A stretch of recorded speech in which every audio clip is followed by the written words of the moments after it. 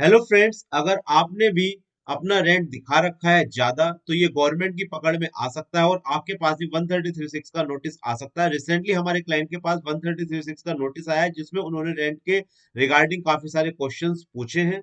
तो बिना देरी करे स्टार्ट करते हैं दोस्तों आज की वीडियो। आज हम सीखने वाले हैं कि अगर आपने भी फेक रेंट दिखा रखा है तो उस केस को हमें कैसे हैंडल करना अगर नोटिस आता है, और फ्यूचर में हमें क्या स्टेप्स लेने हैं सो दैट इस तरह के नोटिस ना आए। तो बिना देरी करे दोस्तों स्टार्ट करते हैं आज की वीडियो। Let's start.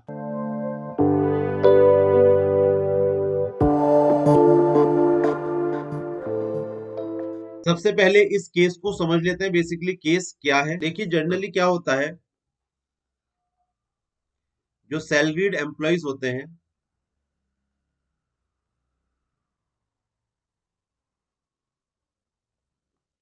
उनके सैलरी, बेसिक सैलरी, एचआरए और भी अलाउंसेस वगैरह उन्हें मिलते हैं। फॉर एग्जांपल बेसिक सैलरी उनकी 6 लाख है,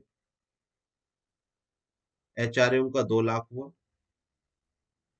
तो लोग क्या करते हैं, यहाँ पर रेंट की जो स्लिप डिक्लेरेशन हमें सबमिट करनी होती है वो डिक्लेरेशन सबमिट कर देते हैं, फॉर एग्जाम्पल 3 लाख की। और यहाँ पर पैन नंबर देना होता है। पैन नंबर दे देते हैं अपने रिलेटिव या फ्रेंड, किसी का भी वो अपना पैन नंबर दे देते हैं। अब गवर्नमेंट क्या कर रही है, बेसिकली देखिए गवर्नमेंट पकड़ती कैसे है इस चीज को समझिए। पहले इतना स्ट्रिक्ट नहीं था, अब धीरे धीरे सैलरीड एम्प्लॉयज के पास भी नोटिस आ रहे हैं, पहले नोटिस नहीं आते थे। गवर्नमेंट क्या करेगी, इस पैन की जो आईटीआर है उसे वो वेरीफाई करेगी। अब लोग क्या कर रहे हैं, स्मार्ट हो रहे हैं। लोग क्या करते हैं, इस पैन कार्ड पर 3 लाख रुपए इनकम दिखाकर आईटीआर फाइल कर देते हैं, उसकी कोई और इनकम नहीं होती तो नील की वो आईटीआर चली जाती है। बट गवर्नमेंट हमसे ज्यादा क्लेवर है। अब गवर्नमेंट क्या करती है, जो सैलरीड एम्प्लॉयज है उन्हें नोटिस दे रही है कि आप इस वाले रेंट को जस्टिफाई करें, और इसके लिए काफी सारी वो चीजें पूछ रही है। तो मैं एक बार जो नोटिस आया है उस नोटिस को आपको दिखा देता हूँ, सो दैट आप भी थोड़ा मतलब कोशियस हो जाए और फ्यूचर में इस तरह की गलती ना करें। अब चलते हैं हम नोटिस की तरफ। This is the notice. इसमें देखिए क्या क्या चीजें मांगी हुई। Please furnish the name and pan of the property owner. देखिए यहाँ पर पैन उन्होंने कंफर्म करा, वैसे उन्हें पता है जो डिक्लेरेशन में हमने दिया है, बट जब हम डिक्लेरेशन देते हैं हमें जनरली याद भी नहीं रहता है। Please furnish the property address and amount paid. Address कहाँ पर दिखाया। If the said rent was paid by cash please furnish an affidavit. अगर आपने कैश में वो रेंट दिया है तो उसका एफिडेविट आप दीजिए with the veracity of the rent payment with the proof of withdrawal of the said cash and rental receipt from the property owner. If the said rent was paid by the transfer by bank please furnish the bank statement. अगर आपने cash दिया है तो withdrawal का proof दीजिए कि हमने cash withdrawal करा था उस दिन, ये वाला कैश दिया है। अगर आपने ट्रांसफर कराया तो बैंक स्टेटमेंट दीजिए। Please furnish also the rent agreement entered by you with the owner. तो देखिए इन्होंने काफी सारी चीजें यहाँ पर पूछ रखी हैं जो एक सैलरीड एम्प्लॉय के लिए देना बहुत ही मुश्किल वाली चीज होगी। मैं आपको बता देता हूँ इन्होंने क्या मांगा है। रेंट एग्रीमेंट,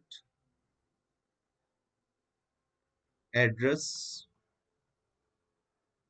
प्रूफ मांगा है इन्होंने। किसका, कि अगर आपने कैश में दिया है तो कैश विड्रॉल का प्रूफ दीजिए, और अगर बैंक से ट्रांसफर करा है तो बैंक स्टेटमेंट दीजिए। Pan of owner. देखिए ये एक नोटिस आया है, आपको क्या लगता है ये सारी डिटेल्स आप दे देंगे तो आपकी जान बच सकती है? हो सकता है बच जाए, बट अगर कोई इनकम टैक्स ऑफिसर बिल्कुल ही आपकी उसमें जाना चाहता है डिटेल्ड में, तो वो आपको फर्दर भी नोटिस दे सकता है। देखिए रेंट एग्रीमेंट आपका बैक डेट में नहीं बन सकता तो आप ये नहीं दे सकते हैं। Second, pan of the owner. अगर आप एक्चुअल में किसी ओनर का से मांगेंगे पैन नंबर तो जनरली जो भी रेंट पर रहते हैं उनका पैन नंबर मिलना बहुत मुश्किल है। कैश विड्रॉल का हिसाब किताब लगाना बहुत मुश्किल है, और बैंक से हम जनरली ट्रांसफर नहीं करते हैं। सेकंड देखिए, अभी इसमें नोटिस में वो चीज नहीं है जो मैं आपको बता रहा हूँ। काफी लोग क्या कर रहे हैं,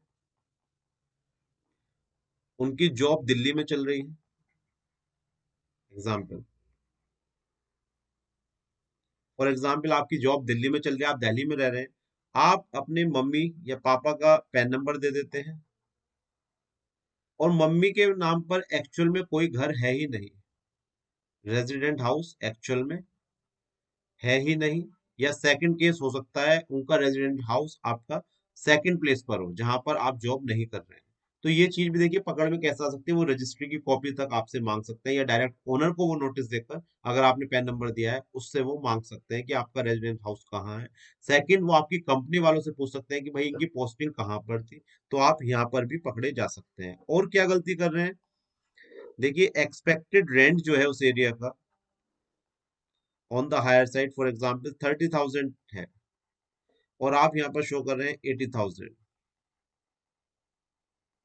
तो ये वाली चीज भी पकड़ में आ सकती है।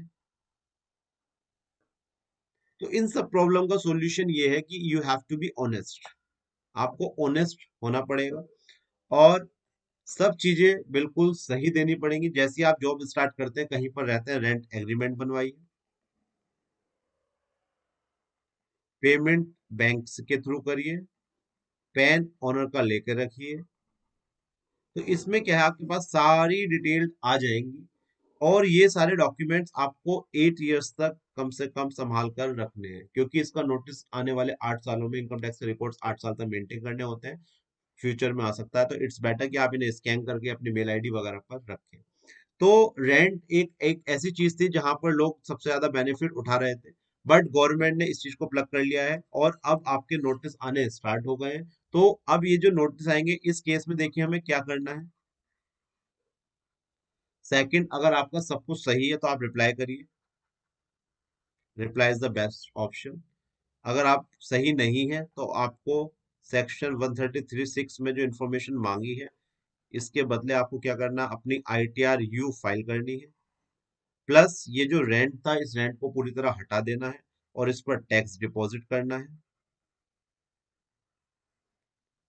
टैक्स डिपॉजिट चालान के थ्रू। और आप रिवर्ट में क्या देंगे, आईटीआर यू की copy plus challan, ITR you की कॉपी दे देंगे, चालान दे देंगे उन्हें, और अपना फॉर्म 16 दे देंगे। तो आपने क्या करा, उस नोटिस के बदले आपने एक्सेप्ट कर लिया कि हाँ मेरे से गलती हो गई थी, अब मैं उस पर टैक्स पे करने के लिए तैयार हूँ, तो ये आपका नोटिस जो है ड्रॉप हो जाएगा। और फ्यूचर के लिए मैंने आपको बता दिया है सब चीजें, rent agreement, bank account transfer होना चाहिए, एक्चुअल बेसिस जो भी है आपका वो ही आप सबमिट करें, क्योंकि अब गवर्नमेंट इसके प्रति बहुत ज्यादा स्ट्रिक्ट हो रही है। और इस साल से क्या होगा, ज्यादातर लोग न्यू टैक्स रिजीम में आ जाएंगे, जहां पर डिडक्शंस वगैरह नहीं मिलेंगी। तो अगर आप ओल्ड टैक्स रिजीम में इस तरह का बेनिफिट लेंगे, तो नंबर ऑफ पीपल्स जो है वो बहुत कम हो जाएंगे, तो गवर्नमेंट के लिए स्क्रूटनी करना बहुत ज्यादा इजी होगा। तो इस साल कोशिश ये करें कि अपना जितना भी मतलब आपका एक्चुअल बेसिस पे है, वही अपना एचआरए क्लेम करें, उतनी ही एग्जम्पशन लें, अदरवाइज ज्यादा आपको प्रॉब्लम हो सकती है। तो दोस्तों ये वीडियो बड़ी इंपॉर्टेंट थी, क्योंकि मुझे लगा जो सैलरीड एम्प्लॉइज है वो हार्ड अर्न मनी अर्न कर रहे हैं, इस तरह के अगर केसेस उनके साथ होंगे तो उन्हें हैवी पेनल्टी के साथ एक हैवी अमाउंट पे करना पड़ेगा, और उनके पास इतना पैसा नहीं हो पाता, और वो बेकार में मतलब डिप्रेशन में जा सकते हैं। तो मैं नहीं चाहता कि आप लोगों के साथ भी ऐसा हो, मैं आप लोगों को सतर्क करना चाहता हूँ, थोड़ा सा जागरूक करना चाहता हूँ कि अब इस तरह की अगर आप गलती कर रहे हैं तो वो आगे ना करें। गवर्नमेंट का जो भी एक्चुअल आप रेंट पे कर रहे हैं उसे ही अपनी कंपनी में सबमिट करें, उसका प्रॉपर रिकॉर्ड रखें, सो दैट अगर कोई नोटिस आता है तो आप उस केस में इस चीज को सबमिट कर सके, और आपकी जो पेनल्टी लगने से बच सके। तो दोस्तों ये बहुत हेल्पफुल वीडियो थी। जो भी आपके लोग हैं वो कह रहे हैं ऐसा कुछ नहीं होता है कि हम दे देते हैं, हमारा सालों से चल रहा है, उनके साथ ये वाली वीडियो जरूर साझा करें। और फिर भी अगर वो नहीं मानते तो आप मेरा नंबर दे सकते हैं, so that I can guide you. और अगर आपके पास भी इस तरह का नोटिस आया और आप परेशान है क्या करें, आप मेरे व्हाट्सएप नंबर पर अपनी क्वेरी नोटिस वगैरह भेज सकते हैं, मैं उसका रेस्पॉन्स देने में आपकी पूरी पूरी हेल्प करूंगा। तो thank you for watching this video. और अगर आप चाहते हैं इस तरह की वीडियो सबसे पहले आपको मिलती रहे, तो आप हमारे चैनल को सब्सक्राइब जरूर करें, बेल आइकन को जरूर प्रेस करें, और इस वीडियो को अपने दोस्तों के साथ शेयर करें। Thank you for watching this video. हम मिलेंगे नेक्स्ट वीडियो में my dear friends. Bye bye, नमस्कार, धन्यवाद।